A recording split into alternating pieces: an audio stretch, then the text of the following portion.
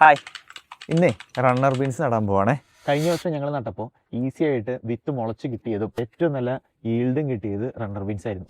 അപ്പോൾ ആ ഒരു കോൺഫിഡൻസിലാണ് ഞാൻ ഈ വർഷം റണ്ണർ ബീൻസിൻ്റെ വിത്ത് പ്ലാന്റ് ചെയ്തത്. ടെമ്പറേച്ചറിൻ്റെ കുഴപ്പം കൊണ്ട് അത് കരിഞ്ഞു പോയി. അത് രണ്ടാമത് നട്ടു. ഇപ്പോൾ മുളച്ച് കിട്ടിയായിരുന്നു, പക്ഷെ അത് ഒച്ചു വന്ന് അറുത്ത് കളഞ്ഞു.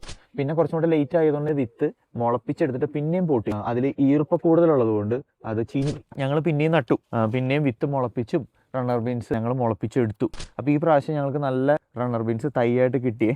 ചിലപ്പോൾ ഈസിയാണെന്ന് വിചാരിക്കുന്ന തൈകളായിരിക്കും ചില സമയത്ത് നമുക്ക് പണി തരുന്നത്. അപ്പോൾ ഞങ്ങളുടെ റണ്ണർ ബീൻസ് സെറ്റായി. അപ്പോൾ ഞാൻ നാട്ടിൽ നിന്ന് കൊണ്ടുവന്ന ഗ്രോ ബാഗിലാണ് ഇത് നടുന്നത് കേട്ടോ. നമ്മുടെ ഓരോ ടാസ്കും നമ്മുടെ ഓരോ ലേണിംഗ് ആണ്.